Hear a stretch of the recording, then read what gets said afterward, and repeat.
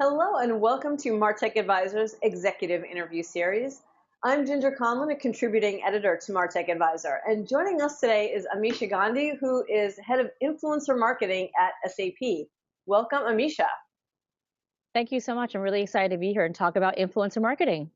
I am so glad to have you here today. Let's briefly talk about SAP and your role there.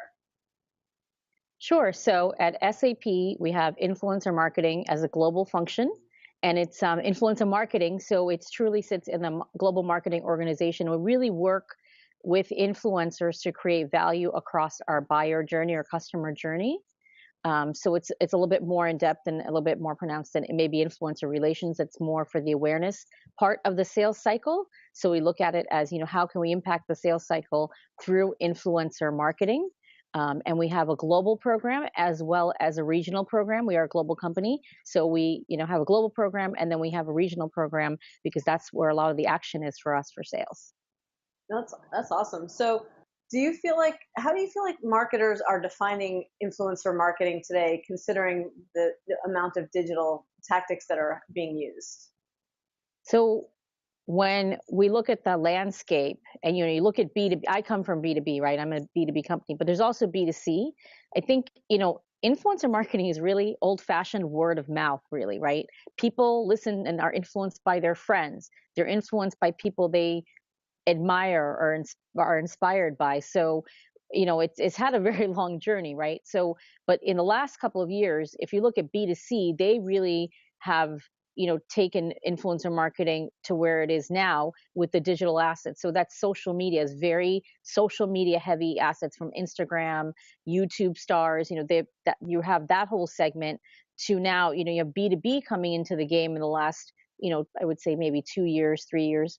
Probably 2 years is still, less mature than B2B or B2C, sorry. But, when you look at B2B, seeing how, the sales cycle is not, you're not trying to buy, a razor, you're not trying to buy a computer, you're really buying something that's, is like an 18th month or 6 month to 18th month sales cycle. So how do you look at influencers and work with influencers to kind of, get into that kind of sales cycle? So that's a little bit different than B2C, and you're not looking for, celebrities, you're looking for a different kind of influencer. So I think that opens up the floodgates for influencers and brands alike to create some really good value for the consumer. So the consumer wins in this, right? You're getting a lot of really great information from real people versus, whatever the company is telling you. Yeah, I think when you have the combination of that, then, you're actually providing a lot of value to your, buyer. Is you're giving them exposure to a third party expert, you're giving them exposure to an end user, you're maybe giving them an, exposure to a well-known academic or, something, certainly in B2B, what we do, there's machine learning, there's artificial intelligence. So a lot of these things aren't proved out technology. So you may have, an author of, like the second machine age or something like that come in and speak. And when you combine all these different voices together, you can end up with a really offering really powerful value and influence over, to a buyer. Right, absolutely. So I saw a report that you highlighted on LinkedIn that had some interesting stats. Although 71% of marketers polled say that their influencer programs are strategic, those programs aren't really getting the love in terms of budget right now, but that seems to be poised to change. So do you expect to see a significant budget shift among marketers toward using more influencer marketing? I do. And not just, B2C spends a lot, I think, already on influencer marketing. And I think they do it, it's really focused a lot on social media and blogs and those sorts of communities. I think in B2B, there is going to be a large increase in spending. I know that because I do talk to a lot of my colleagues and other folks, and I do see that people are, hearing about it. They're hearing about successes because now there's more case studies than there were a year ago, right? And it's not just in social media. People are creating content and they're seeing the successes, internally. People at companies are able to show, here's some ROI from your investment. I think there's a stat out there, I think from Gartner or someone that says, for every $6.70 or $6.80 or every dollar you spend, you get about $6.80 of value from influencer marketing. That's really high. right? Yeah. So I think people are starting to experience some of that ROI. And so what I always tell everyone when they're starting an influencer marketing program, do a pilot. You can't just launch a global program overnight. You start with a pilot, you prove it out, because what may work for another company may not work for you and your who you're trying to reach. Do a pilot, prove it out, and then you will get increased budgets and things like that. And I think that's the way it's working for most folks, is that when they do these pilots or they do these programs and then they build on it, and then they're at the same time building their influencer community as they go as well. Right. So, what's one opportunity for using influencer marketing that maybe marketers overlook but has the potential to make a significant positive impact? And maybe it's not actually the activity, like creating content, but like why you would do it, like lead gen.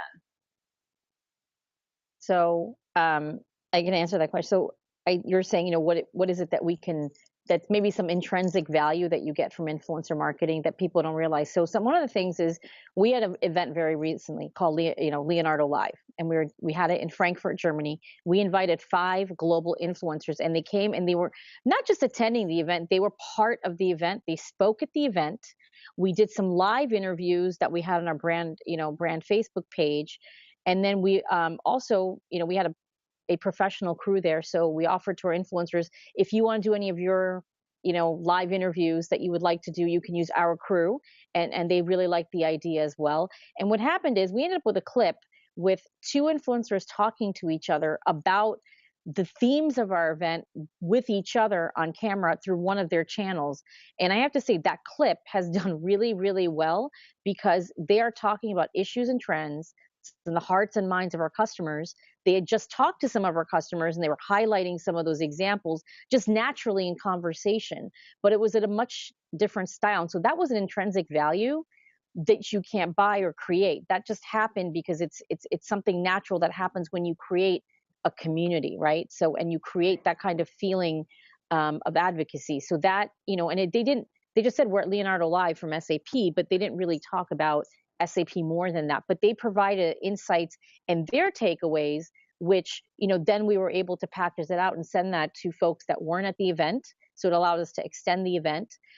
People can use it in sales presentations to talk about and set up those issues and trends. And who better to set those issues and trends up than people who are thought of as, these really big thought leaders, and people really want to know what they're thinking, because they are talking to so many people in the space. So that's an intrinsic value that you can get. And then when you talk about something like a lead gen, I think it's very powerful when you combine an external influencer and then maybe even a partner in your ecosystem. And then you're getting 3 different types of voices, and you bring that together, and it allows you to also bring different channels in. So you're hitting, you're working with your partner and you're hitting that audience. You're working with the external influencer, you're hitting their audience. You're hitting, your end consumer, and people may love that brand, or people may know about it, or, in that industry. So you're hitting 3 different kinds of audience, and then you're hitting your own audience. So you're getting a lot of impact on that one activity, versus just having, maybe, one of your executives coming in and talking to a customer. That is very powerful as well. Voice of the customer is always very powerful. But by adding these other elements in, you kind of get those kinds of conversations you wouldn't otherwise get. And I think that leads to more, leads. I mean, for us, what I find is at least 2x to 4x the amount of leads we normally get when we do it this way than when we don't. You can think about reuse and repurpose. So a lot of people have social selling teams. You have field sales, or sales teams, right? So you can cut it down, splice it up. You can use it in social media, and then you tag your influencers, right? So you're creating a lot of different uses. And then, that doesn't have to become a one-shot deal. You can create other pieces of content and create a whole journey out of it. So you can start with an ungated asset. You can have, people pushing that, and then it goes to something else, like maybe lead gen, that goes to maybe into a nurture program that, eventually leads into more advocacy. So you can kind of create almost a whole, journey across the sales cycle. Excellent. So, what are some other ways that marketers can use influencer marketing, especially obviously in B2B, because that's what really where we're talking. And what are some of the benefits of those particular approaches? So I think when people think of influencer marketing, they think about events, and they think a lot about social media. And now they're starting to think about content. So think about the content that you want to create. So we just did an interactive ebook around Leonardo. So I'll just continue on the same thing. That we dropped at that event, and it was an interactive ebook. We had 32 influencers. We created 32 individual, quote cards, if you will, around this. So then again, that could be, those quote cards can rotate at events. They can be used in presentations. And it's around 5 different topic areas, right? So that makes up our innovation system. And then we had this book that people could come and interact with. They could share it very easily. Then it leads them to our campaign page, that has other assets that they, can, I want to learn more about machine learning. Great. This person's saying that. Now I'm going to go deeper in it, learn about why machine learning for the enterprise, for digital innovation. And then it goes down even further, and then you get your product level, right? So maybe the influencers aren't at the product level, but they certainly are at the top of the funnel and the mid level of the funnel. And that helps them lead lead someone, down a nice journey to the product level, to a conversation, or, more engagement. So think about the engagement that you want as your outcome versus just like, oh, let's get a lot of social, because social media is not going to sell your product, right? It'll get you awareness, which is great and is very important, but it's the engagement. How can you work with your influencers to create meaningful engagement that lead to the right outcomes? And I think that's what you should really be thinking about. Definitely. So any challenges with influencer marketing, and any advice for working around those, overcoming those challenges? I think one of the biggest success factors to influencer marketing is working with the right influencers for your actual outcomes. So what I mean by that is, for example, if you're looking at something like IoT, like that's, Internet of Things, everybody's talking about that now, have been for a couple of years. You want to look at the people that are talking about it in a way that complements your messaging, but in a way that also allows some new thinking to happen, allows people to think about how are they going to have a technology like this in real life for business benefit. And so try to find the people like that. And what you'll find is a lot of those people tend to know each other. So it's a community that you're really tapping into, and you want to become a part and a real member of that community. You want to be altruistic also, right? So I think that's a really big key thing, is finding the right influencer for your program. And then when you're working with that influencer, being really clear about what that engagement looks like, whether it's paid or unpaid, because it's not, people have the wrong idea. It's always paid. It's not always paid, by the way, but there is that, paid and unpaid programs. But you really need to work with your influencer and really listen to what your influencer is saying, because we create a lot of our own content. We create a lot of our own programs. They're bringing a lot of value. They have an amazing outside in perspective. And sometimes you can say, here's my strategy for this program. And they can come up and say, hey, did you think about this? And I think you need to kind of have that kind of thinking. And so I have philosophy for our program, which is it's always SAP inspired, but influencer led content programs or whatever we're doing, because they are the real experts. They know what it takes to inspire and influence folks. So, they're really great in that way. They're consultants, right? They know what they're doing. They're experts in not just your topic, but in what they're doing. So with influence. So I always say it's a two-way street relationship where it's give and take. And you should listen, because a lot of times people say, well, I'm doing this program and this is what I want to do. It's a webcast and that's it. You have to take a step back and say, maybe that isn't the best way. Maybe there's some new way to do something. And they kind of have their finger on the pulse of the new way to do things. So I always try to ask as well. And that the third thing is like ask them, how do they engage with brands? What are the things that they do that drive the best engagement for the outcome you're trying to achieve? Like, be honest, say, this is what I'm trying to do. How can we work together? And sometimes, they'll say, I don't do that. Or, you have to listen to what they're saying and then, figure out what's going to be the best engagement model. So those are the 3 things I think that people really need to keep in mind. And I think that really helps lead to a better path to success. Another path to success, of course, is customer experience, which is such a hot topic today.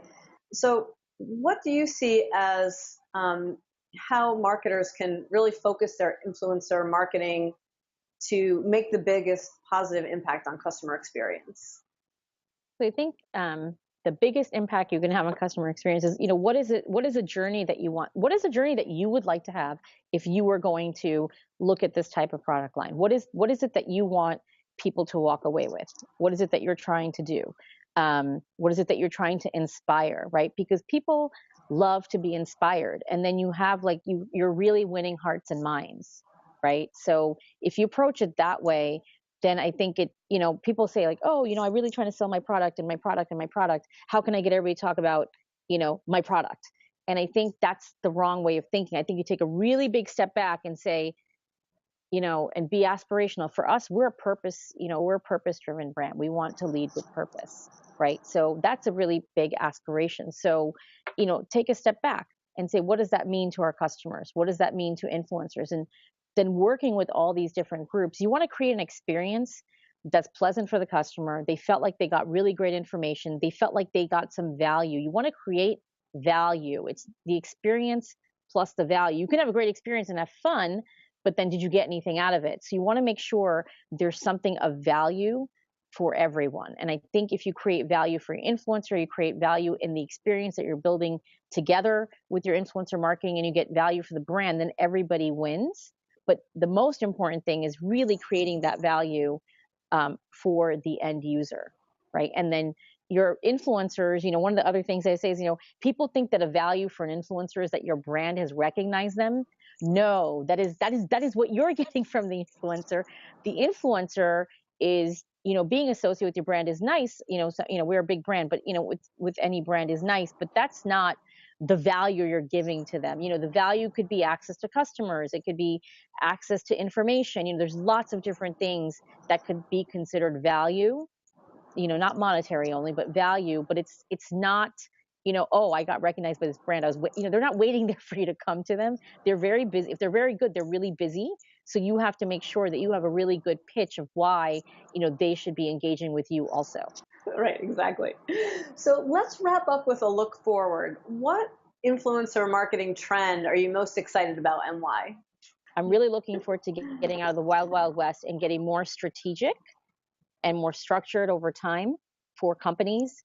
I'm looking at it as, a value generator, right, in the sales cycle. And I think more people will see that. I think we'll see a lot more influencer content coming out, co-branded with companies.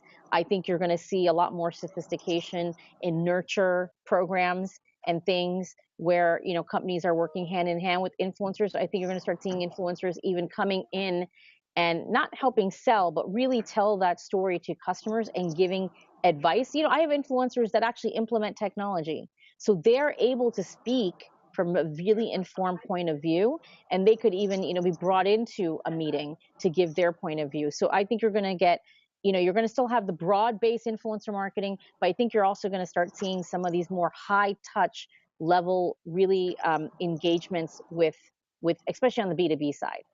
At least that's what I hope, because I think that will actually have really true lasting impact. Yes.